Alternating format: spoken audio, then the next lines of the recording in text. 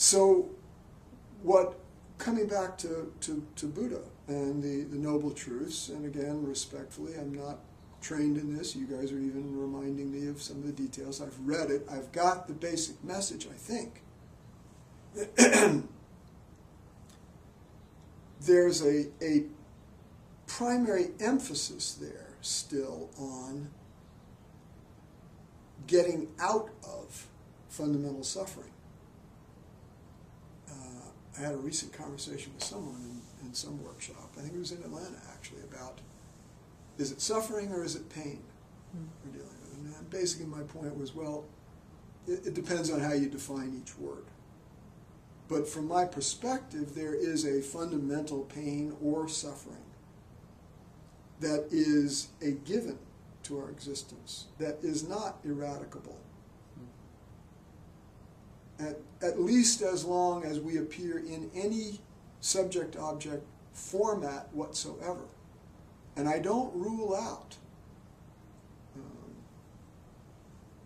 acknowledging the teaching from Adida, I don't rule out that the whole cosmos, with Wilber's capital K, multidimensional, not just the physical galaxies and so forth of the material universe, but the whole multidimensional cosmos as we know it may indeed evolve into a what I call next whatever, in which the subject-object formulation itself that appears on all levels of perception and experience and cognition may be radically transformed.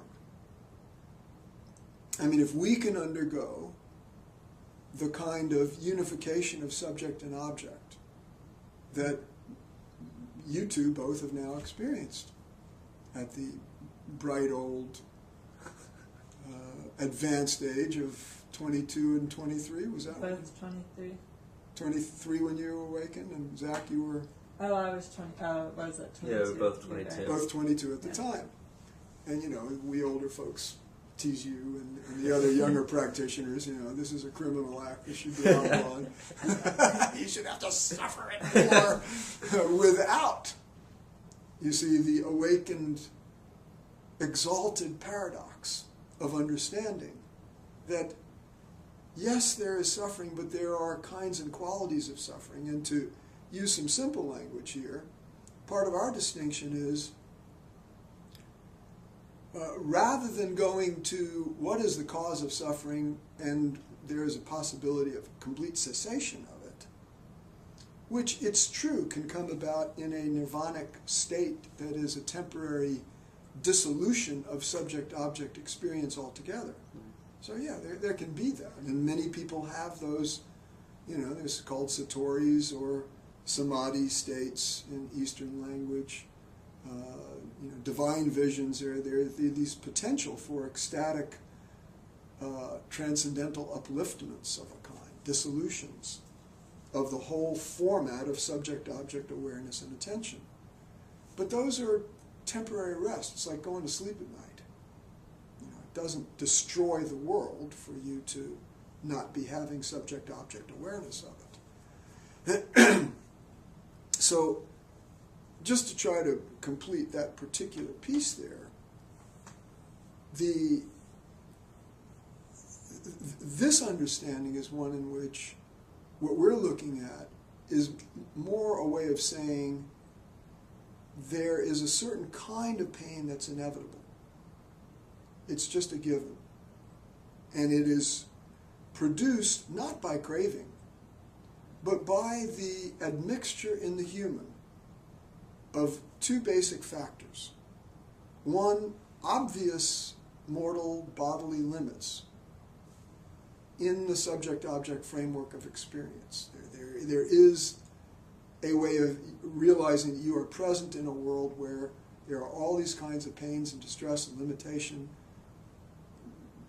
They can often get a whole lot worse than they are presently, but even in any good moment, the Bob Dylan song, I can tell you fancy, I can tell you plain, you give something up for everything you gain, and since every pleasure's got an edge of pain, pay for your ticket and don't complain. So, Bob is kind of giving voice to the core wound understanding there without, having gotten our feet in on it.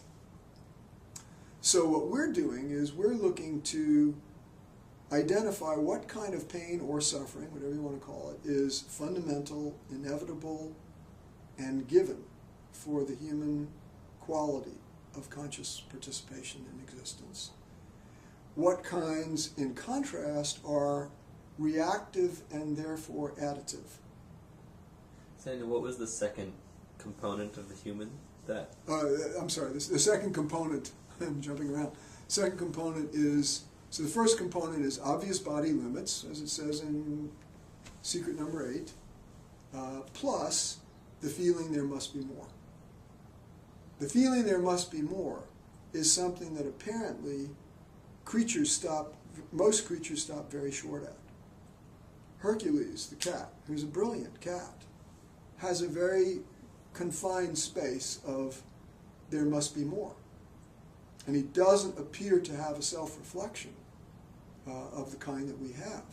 So he's not looking to solve the ultimate problem of how do I get Linda to always be here for me when I need her. He's not struggling to resolve the arising of that kind of suffering. When it's up, he tries to satisfy it. Humans have come through with this sort of meta, there must be more.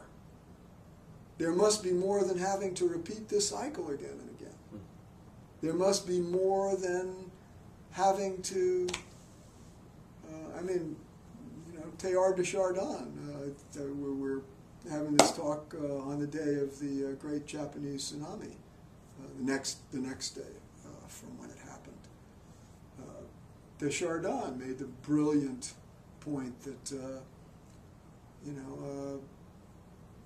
either before or after, I can't remember how he says it, we've harnessed the tides. In other words, we're going to take responsibility for everything, ultimately. Over the long haul, unless we bomb ourselves into non-existence and make ourselves another species experiment that life has to come up with something better than, we're going to take responsibility for earthquakes and the whole thing. As bizarre as that may sound, tell someone 10,000 years ago what we've got going now, and it'd be beyond comprehension. So what we're looking to do in the there must be more piece of the discussion of our primary situation is always driving, as I say in the book Great Relief there, it's always driving to